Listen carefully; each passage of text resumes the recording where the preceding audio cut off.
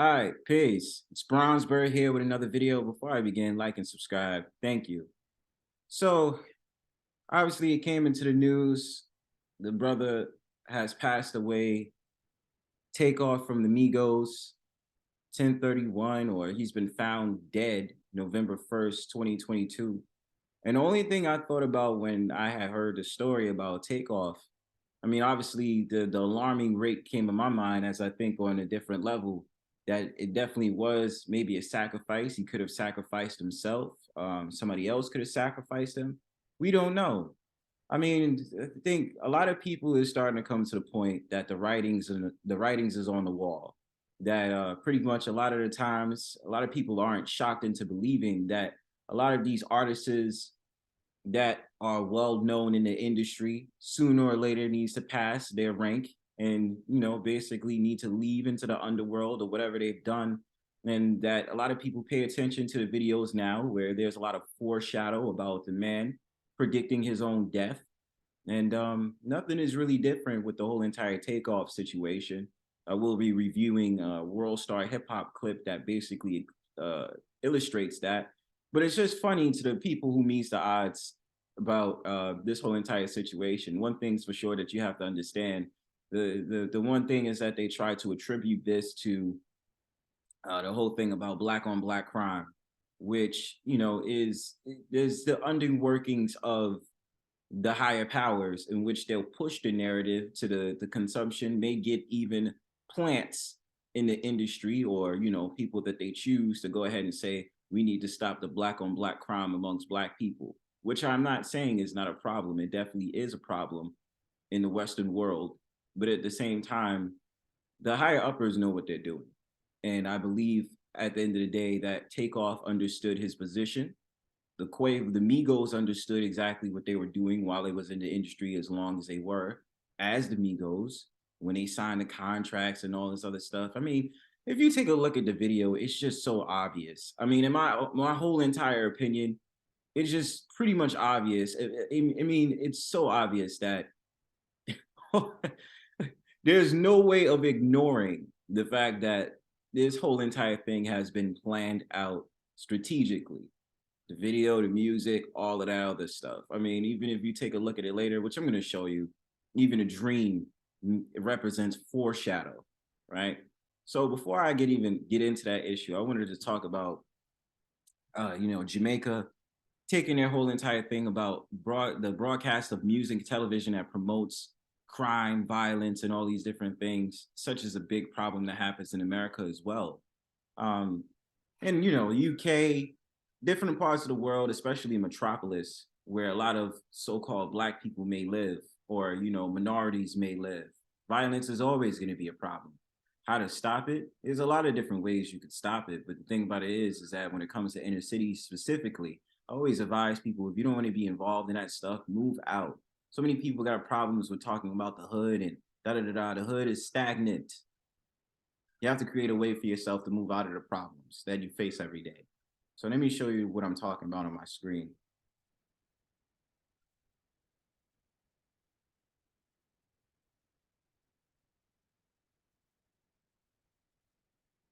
So right here it says Jamaica bans broadcasting music and TV deemed to glorify drugs and crime. And in my honest opinion, I think that is a good thing that a whole entire country wants to do that, especially Jamaica, known for having so many films with that's filled in with violence and drug references and stuff like that. It reminds me of that movie back in like 2002, Sizzler. Especially when Joel Santana made that infamous song, Shatta. I think that's the name of the film, Shatas. You know what I mean? Shatas. You know what I mean? So the government said the ban is meant to cut back on material that could give the wrong impression that criminality is an accepted feature of Jamaican culture and society. Well, that's the fabric of Jamaican society, with all love, due, and respect. Everybody knows Jamaica for me, known of talking about shatas, having guns, machetes, and different entities that happens in the Caribbean islands. Jamaica's broadcasting regulator has banned music and TV broadcasts deemed to glorify and promote criminal activity, violence, drug use, scamming, and weapons. The government said the ban is meant to cut back on material that could give the wrong impression that criminality is an accepted feature of Jamaican culture and society. Jamaican artists criticized that measure, saying it cuts populations affected by heightened gun violence out of the conversation and that it will do little to stop crime. And that could be a hotly debated topic of conversation. Um, you know, influences is influences, yes, but a lot of people, I feel like when it comes to violence itself, that has to deal with the culture and the parent, the youth being brought up in the wrong culture and wrong hood. You know what I'm saying? I mean, music, it's so sensitive because music, movies, and all these different things may influence the youth, may influence younger generations into getting into violence and killing each other. But, ultimately it's about the livelihood, how you've been raised, how your parents have been raised. You know what I'm saying? And it is up to your parents and the parents alike to want to tell their instill in their children, this is not the life you should be living. You don't get into gangs. You go ahead and you do for yourself. You make money, you start your own business, you move accordingly. But to each his own on that issue. Art imitates life, and the music is coming from what is happening in Jamaica for real, said Stephen McGregor, a Jamaican Grammy award-winning music producer and singer. But because it doesn't fit the moral mold of what they would like it to look like, they try to hamper it. The ban comes after years of struggle by the Caribbean nation to halt high levels of gun violence, which caused Jamaica to have the highest murder rate in Latin America in the Caribbean last year, according to Research Center Insight Crime. The Broadcasting Commission of Jamaica said in a release that such music or video in public broadcasters normalize criminality among vulnerable and impressionable youth. The directive also said that channels should avoid urban slang that has anything to do with making money, wire transfers, acquiring wealth, or a lavish lifestyle. It cited specific words like jungle justice, bank/foreign account, food, wallet, purse, burner phone, and client, which is really funny because all of those terms I'm familiar with in the Americas as well. So, I mean, I don't even get why, right? But artists like McGregor, known by his artist name, D.I. Genius, said he viewed the ban as a free speech issue and that the Jamaican government would be better served addressing root causes of violence like the pandemic-fueled economic crisis. That can roughly be an alibi, if you ask me, because at the end of the day, the economic crisis was always existing in certain places before the pandemic even began. Poverty was always a widespread issue, no matter where you're from. The Broadcasting Commission declined to respond to AP's request for comment on criticism and did not immediately detail the consequences of a violation, but the commission asked the public to report any alleged violators. Jamaica has implemented such bans previously, including one in 2009. McGregor, 32, said his own music has been banned from airwaves throughout his career for making mentions of sex and guns, but said restrictions never really lasted. Other Jamaican artists, such as Russian, Not Nice, and Remoik, have all come out on social media slamming the directive. Many made mention that such a measure would have little practical effect on violence, especially because youth get their media from streaming platforms like Spotify or YouTube. Rather, McGregor said it's a way to scapegoat artists for larger state failures to address endemic problems and discontent. The music that comes from that, people are not going to be creating happy, feel-good, one love, one heart music in those circumstances, McGregor said. You can't force the creators to paint a picture that's not really in front of us. And to that point, I mean, there's so many ways to dig into this topic. It's the same thing that happens in America when it comes to rap music, especially because they're dealing with the whole entire thing of drill rap. I mean, nothing really surprises me. My whole entire thing is that music changes over time. There has always been people who have been very critical of music in general. So my whole entire thing about drill rap is that I don't really respect drill rap. There's certain components of drill rap that, I may say that there is an element in each genre of music or different segments or different periods of rap or reggae or anything that's related to so-called Negroes music, whether it be in the Caribbean, the Americas, in UK, and different places around the world, Africa, different places in different countries in Africa, that you know at the end of the day there's certain elements that I do like about it, but of course I understand the message is always going to be bad because the higher uppers promote that stuff, especially because someone like Ye just mentioned this out because he had his famous infamous debacle about talking about the Jays in the media. Like I said, the whole entire people, when they're the higher uppers of prominence, they dictate what music is acceptable. There's always going to be those branches of people that have the consciousness music and one love, one heart, and we got to come together as a people. But the widespread media does not want that, especially for the so-called black man. That will never happen, right? So getting to the next point, so many people were talking about this recent transaction that happened with Takeoff. That's on your screen right now.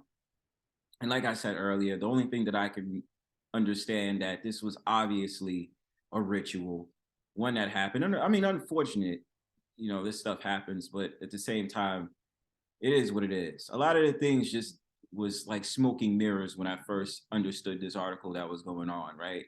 So the thing about it is that apparently he died from uh, uh, a random dice game, right, on Halloween, right? The celebrations of the dead, right? Such as so happens with the Mexican culture. I thought about Day of the Living Dead, and all those different things that's going on. Especially a lot of stuff in the video is making sense to what is being told. The gun, the even the outfits. If you really think about it, the outfit that Quavo wore with the hands all over his body, like what does that represent, right? So if you're going to check out this video, I'm gonna make some commentary along the way. So Pete. So of course, right now it says they've made, I don't know who it was that was on TikTok, but they took some very lighty notes, and I definitely made sure to check out the video before I did this video, in which I was like, oh, it's pretty obvious. It's pretty obvious. An RIP sign standing next to Takeoff. Then like this, they was arguing over a game, just how Takeoff, ended his life over a dice game. You know what I mean? It is everything is like making sense. And there's another video I'm going to touch on where we're going to get into this nitty gritty about the so-called black on black violence. Everybody needs a story. And this is what I have to say to that. It's a narrative that's being driven. Okay. I know a lot of people don't like to hear that, but it is what it is. We obviously know that this is scripted to those that's paying attention, right? Now, there's a given to the conversation about black on black violence. Yeah, for a couple of days, they'll talk about black on black violence and everything will go back to normal. I'm just being honest. That's usually how things is going to paint out in these type of situations, especially when it comes to a sacrifice or a ritual, especially with a so-called black man that was in the rap industry. And it was alleged that Takeoff tried to break up an argument or break up a fight during the dice game.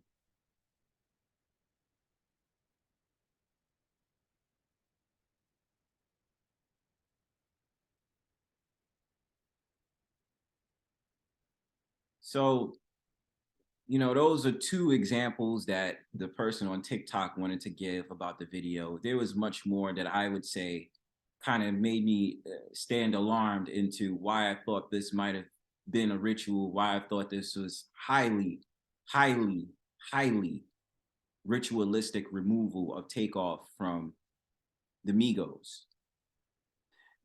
Funny thing is, why couldn't it be Quavo, and why couldn't it be the other dude that was involved with the Migos? Why was it Takeoff?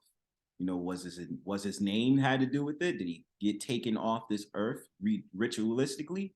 Who knows, right?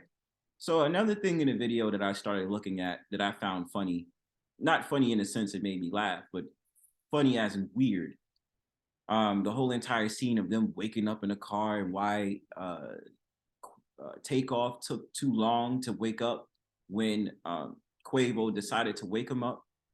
Another thing in the video that I had saw that made me look at this as an obvious ritualistic removal was the fact that there was a paper which supposed to signify a contract and a gun, which was at the scene of the alleged crime when Takeoff was taken off from this, this type of narrative or this type of crime that happened yesterday or the day before yesterday.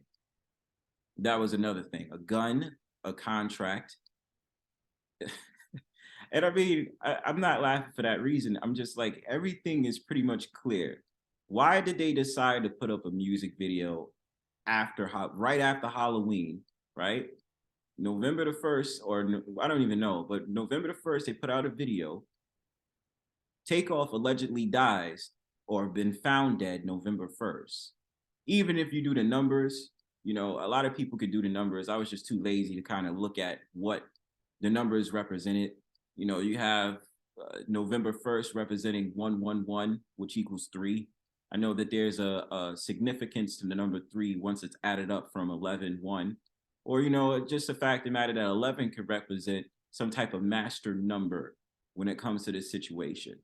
You understand? It's so many ways to dissect this whole entire thing that happened. But, I'll say for it, rest in peace for what it is. But at the same time, it's clear as day the writings was on the wall.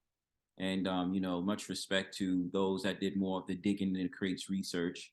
Maybe I might do another video where I dive deep into this topic, but it's pretty obvious. You know what I'm saying? So I'll do another video explaining the whole entire black on black crime of it and, the narrative that's being driven and, more stuff like that. But otherwise than that, make sure you like and subscribe for more videos.